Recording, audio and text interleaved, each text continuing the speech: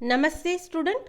Today we are going to see a topic about chapter 2 Laki Chudiyam from the book of Vasant 8th standard second language. Student last sessionல இந்த லெசனோட question answer அதாவது small question ஒரு 5 பார்த்தோம் இல்லையா? I hope நீங்கள் அதை நோட்டில் copy பண்ணிவிட்டு அதை மெமரியும் பண்ணியிருப்பீங்கன்னு நினைக்கிறேன். இன்றைக்கி லாங் ஆன்சராக ஒரு 5 கொஸ்டினை பார்க்க போகிறோம். ஓகே ஸ்டூடெண்ட்ஸ், फर्स्ट क्वेश्चन, बचपन में लेखक अपने मामा के गांव चाव से क्यों जाता था और बदलू को बदलू मामा ना कहकर बदलू काका क्यों कहता था? आंसर, बचपन में लेखक अपने मामा के गांव चाव से इसलिए जाता था क्योंकि लेखक के मामा के गांव में लाकी चुड़ियाँ बनाने वाला कारीगर बदलू रखता था. लेखक को बदलू काका से अत्यधिक लगाव था. वह लेखक को ढेर सारी लाख की रंग बिरंगी गोलियां देता था. इसलिए लेखक अपने मामा के गांव चाव से जाता था. गांव के सभी लोग बदलू को बदलू काका कहकर बुलाते थे. इस कारण लेखक भी बदलू मामा ना कहकर बदलू काका कहता था. இதனுடைய டெஃபினேஷனை பார்த்துருவோம், அதாவது இதனுடைய மீனிங் என்னன்னு பார்த்துருவோம். ஓகேங்களா? Why did the writer go to his maternal uncle's village in childhood and call Badalu Kaka instead of Badalu Mama? Answer, in childhood the writer used to go to his maternal uncle's village because in the village of author maternal uncle Badalu and artisan who made lag bangles lived. The writer had great affection for Badalu Kaka. He used to give the author a lot of colorful tablets worth lakhs. So, the writer used to go to his maternal uncle's village with forever. All the people of the village used to call Badalu as Badalu Kaka. Hence, the author also used to say Badalu Kaka instead of Badalu Mama. அதாவது author தன்னுடைய குழந்தை பருவத்தில் எதற்காக அந்த village தன்னுடைய தாய் மாமா பதுலு மாமா வீட்டிற்கு போக ஆசைப்பட்டதாக கேட்டிருக்காங்க. ரெண்டாவது, அவர் பதுலு மாமான்னு கூப்பிடாம எதுக்காண்டி பதுலு காக்கான்னு கூப்பிட்டாங்க ஆத்தர் அப்படிங்கிறது தான் கொஸ்டின். ஓகேங்களா? எதற்காண்டி அவர் வில்லேஜுக்கு போக ஆசைப்பட்டாருன்னா, குழந்தை பருவத்தில் அவங்களுடைய பதுலு மாமா அவங்க விளையாடுறதுக்கு நிறைய உலோக பால்ஸை, ஓகேங்களா, லேக் பேங்கிள்ஸ் செய்யக்கூடிய அந்த உலோக பால்ஸை நிறைய அவங்களுக்கு கொடுத்து விளையாட கொடுத்தாங்க. அதுவும் கலர்ஃபுல்லாக கொடுத்துருக்காங்க. ஓகேங்களா? அதனால் அவர்களுடைய சைல்டுஹுட்டில் தன்னுடைய பதுலு மாமா வீட்டுக்கு போக ஆசைப்பட்டாங்க. ரெண்டாவது, ஆத்தர் ஏன் பதுலு மாமான்னு கூப்பிடாம பதுலு காக்கான்னு கூப்பிட்டாங்க அப்படின்னு கேட்டிருக்காங்க. அதற்கு காரணம் என்னவென்றால், வில்லேஜில் இருக்கிற எல்லா பீப்புள்ஸும் அவரை பதுலு காக்கான்னு தான் கூப்பிட்ருக்காங்க. ஸோ அதனால் ஆத்தரும் பதுலு காக்கான்னு கூப்பிட்ருக்காங்க. ஓகேங்களா? செகண்ட் क्वेश्चन, वस्तु विनिमय क्या है? विनिमय की प्रचलित पद्धति क्या है? आंसर, वस्तु विनिमय में एक वस्तु की दूसरी वस्तु देकर लिया जाता था. वस्तु के लिए पैसे नहीं लिए जाते थे. वस्तु के बदले वस्तु दी जाती थी.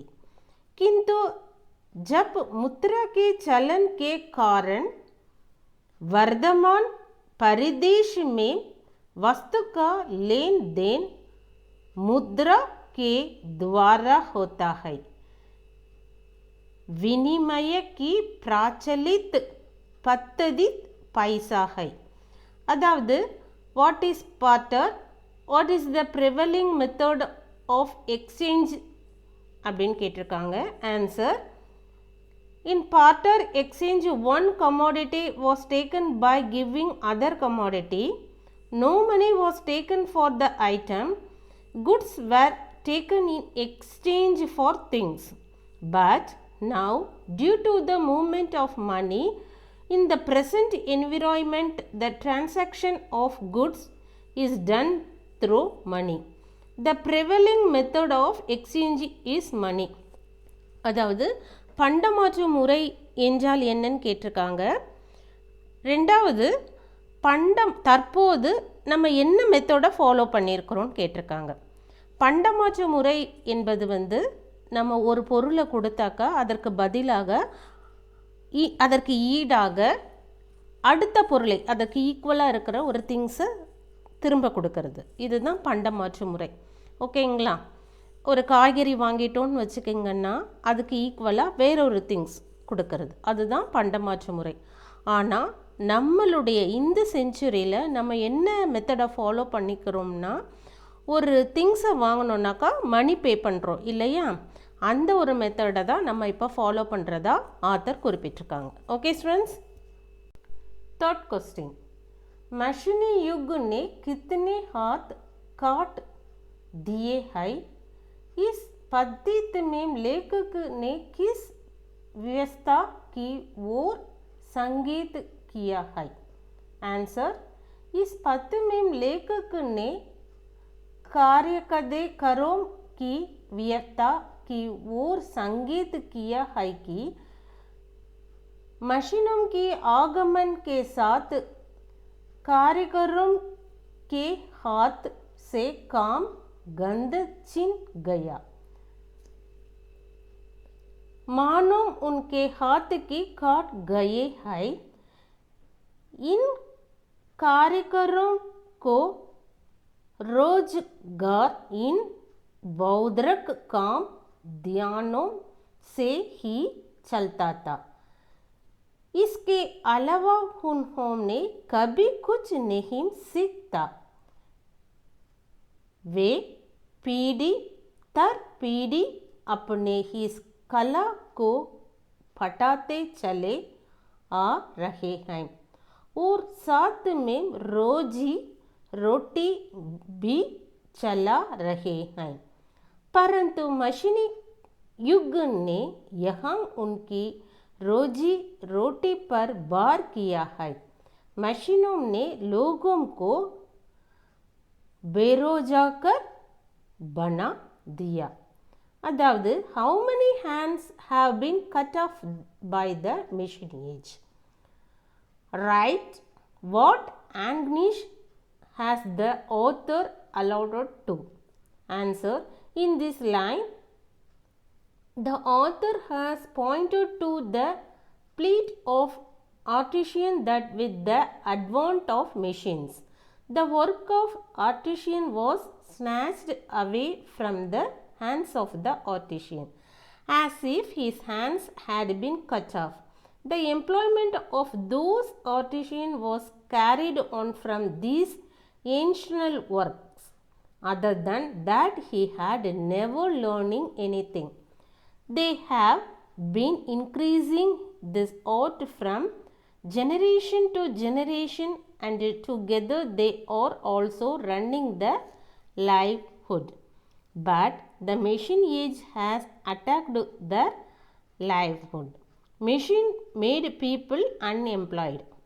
அதாவது மெஷின் உலகத்தினால யாருடைய கைகள் துண்டிக்கப்பட்டன என்று கேட்டிருக்காங்க. இதனால் அவங்களுடைய வாழ்வாதாரம் எப்படி இருந்திருக்குன்னு கேட்டிருக்காங்க. ஓகேங்களா?